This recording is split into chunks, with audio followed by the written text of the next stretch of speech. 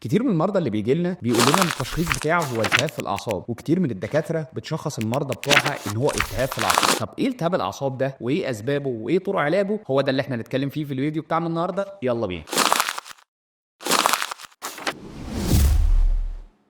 اهلا وسهلا بيكم في فيديو جديد لينا. في الفيديو بتاعنا النهارده زي ما قلت لكم احنا هنتكلم على التهاب الاطراف او التهاب الاعصاب. التهاب الاعصاب بتاعنا بينقسم عندنا لحاجتين كبار. اول حاجه الالتهاب الاعصاب الطرفيه، وتاني حاجه التهاب الاعصاب المركزيه نفسها. طيب خلينا الاول نتكلم اصلا ايه هي الحاجات المركزيه وايه هي الاطراف او ايه هي الاعصاب الطرفيه. الاعصاب المركزيه بتاعتنا غالبا اللي هي السباينال كورد بتاعنا او النخاع الشوكي، وده بيمتد عندنا من المخ بتاعنا فوق لغايه اخر السلسله بتاعه الفقرات بتاعتنا. تاني حاجه الاطراف بتاعتنا او الاعصاب الطرفيه، ودي اللي هي الشبكه بتاعه الاعصاب اللي بتمتد من اول النخاع الشوكي لغايه ما توصل للايدين بتوعنا والرجلين بتوعنا. دي ليها امراض ودي ليها امراض. طيب تعالوا نتكلم بقى في الامراض دي ونبدا نشوف كل مرض فيهم ايه هو وبيجي ازاي. اول حاجه هنتكلم فيها هو التهاب الاعصاب المركزي اللي هو النخاع الشوكي. كتير من المرضى بيجي يقول لك ايه، انا عندي التهاب في النخاع الشوكي. طب يعني ايه التهاب في النخاع الشوكي اصلا، وده بيتعمل ازاي وهيظهر عندي ازاي؟ طيب التهاب النخاع الشوكي في انواع منه معروف سببها، وفي انواع منها بنفضل نلف ورا المريض شويه كده لغايه ما نعرف سببها ويا عرفته او ما عرفتوش. اول حاجه بتبدا معانا بنتكلم ان الاول نشوف المريض بتاعنا حصل عندك الاعراض ازاي، جت خدت مده قد ايه، هل حصل انفكشن او تلوث قبل كده ولا لا، ونبدا نتكلم. طيب التلوث بتاعنا ده ممكن يحصل ازاي؟ ممكن يحصل عن طريق ان انا عملت عمليه وما كانتش الدنيا مظبوطه قوي في العمليه. تاني حاجه او ان انا اكلت حاجه ما كانتش مظبوط، او الجو نفسه حصل فيه انفكشن فانت خدت الانفكشن دي وقعدت مده لغايه ما ظهرت عليك. طب ايه الاعراض اللي انا ممكن اشك ان انا عندي التهاب في النخاع الشوكي؟ الاعراض بتبدا معايا في الاول بتقل في الرجلين او تنميل. الاقي المريض بتاعي بيجي يقول انا بدا الاعراض بتاعتي من اول الرجل اليمين بدا فيها تنميل او تقل، بعد كده انتقلت للشمال، بعد كده هوب وسطي كله ساب. المريض بتاعي هنا بيتكلم ان الاعراض بتاعتي بدات الاول على رجل، بعد كده دخلت على الرجل الثانيه، وبعد كده دخلت على المستوى بتاع الوسط. المفروض ان يحصل مشاكل في البلادر او المشاكل بتاعه المثانه، فلاقي المريض ده يقول لنا مثلا انا جالي احتباس بول كتير، او ان انا مره واحده ما عرفتش اتحكم في البول بتاعي. كل الحاجات دي تخلينا نشك ان في فعلا التهاب في النخاع الشوكي. وطبعا لما نشك في الحاجه دي نبدا نفكر هل حصل تروما او خبطه، يعني انا اتخبطت، ولا الالتهاب ده جه لوحده، وهكذا لغايه ما نوصل للصوره النهائيه للالتهاب. هو ان الشخص بتاعي ما يبقاش حاسس بمنطقه معينه ويقول لي ان انا مثلا من اول السره بتاعتي لغايه تحت كل ده انا مش حاسس بيه، التحكم في البول مش موجود، كل الكلام ده مش موجود. بكده نكون عرفنا امتى يكون عندي او امتى شك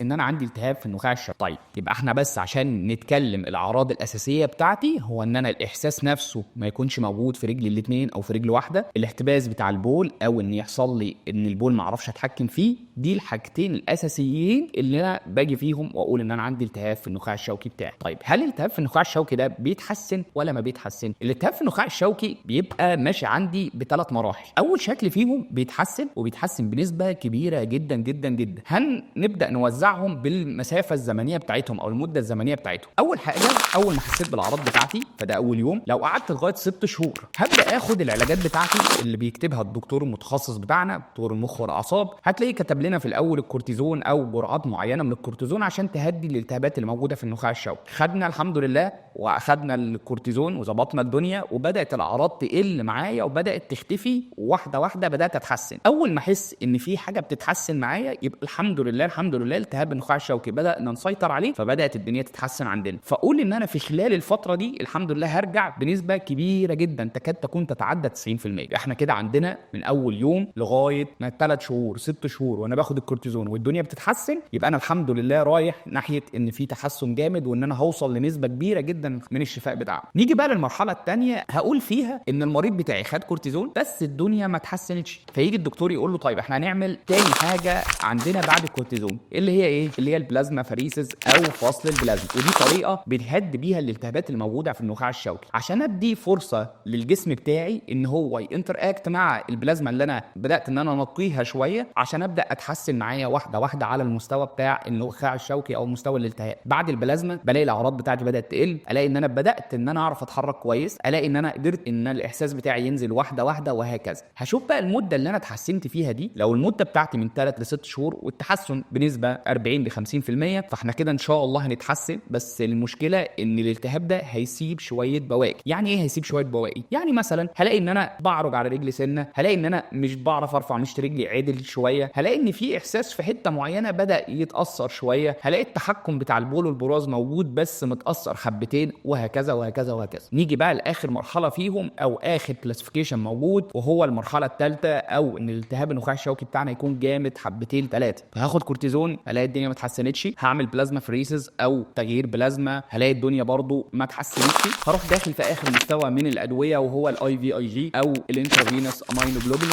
ده دواء معين بيتاخد كانك بتحط انتي بوديز نظيفه في الجسم بتاعنا عشان تبدا تهدي الالتهابات اللي موجوده عندنا، واشوف التحسن بتاعي. هل التحسن بتاعي مش موجود خالص حتى نسبه 0%، فيبقى انا اعرف ان انا هاخد مده طويله في التحسن بتاعي، وكده التهاب النخاع الشوكي بتاعي هيكمل معايا فتره شويه، وهبدا اتعامل معاه نفس المعامله بتاعه اصابات النخاع الشوكي اللي بتيجي نتيجه الكدمات او الخبطات او الكلام ده كله. بكده نكون اتكلمنا على الالتهابات اللي بتحصل في الاعصاب المركزيه او النخاع الشوكي. قبل ما ندخل على الجزء بتاع الاعصاب الطرفيه واللي هنغطيه في فيديو كامل لوحده، خلينا نتكلم اصلا ايه العلاجات او ايه الحاجه اللي احنا ممكن نقدمها لمريض التهاب نخاع شوكي. اول حاجه اتكلمنا فيها هي الجزء بتاع الميديكيشن او الادويه، وقلنا ان اول حاجه فيهم هو الكورتيكوسترويد او كورتيزون، وبعد كده اتكلمنا في جزء تاني وهو البلازما فريسز او فصل البلازما او تغيير البلازما، واتكلمنا عن الجزء الثالث هو الاي في اي جي، وقلنا ان دي محاليل معينه بتتاخد ودي اقوى حاجه موجوده دلوقتي بعد حوار فصل البلازما. طب تعالوا بقى نتكلم من ناحيتنا احنا كعلاج طبيعي، احنا ممكن نقدم ايه لمريض التهاب النخاع الشوكي؟ في شويه حاجات كده لازم ناخد بالنا منها اول ما يحصل الالتهاب بتاع النخاع الشوكي. اولهم واهمهم هو الاوضاع اللي انا بحط نفسي فيها. يعني اكتر حاجه اخد بالي منها في الاول هي حوار القرح، لان انا هبقى موجود في السرير فتره طويله، فلازم اشوف القرح دي واشوف الدنيا بتتحسن فيها ازاي، واشوف هل هي اتكونت اصلا ولا الحمد لله احنا تجنبناها. بعد حوار القرح الحمد لله اتحسننا فيه، مفيش قرح والدنيا زي الفل، نبدا على طول علاج طبيعي. يعني مفيش حاجه اسمها ان انا استنى شهر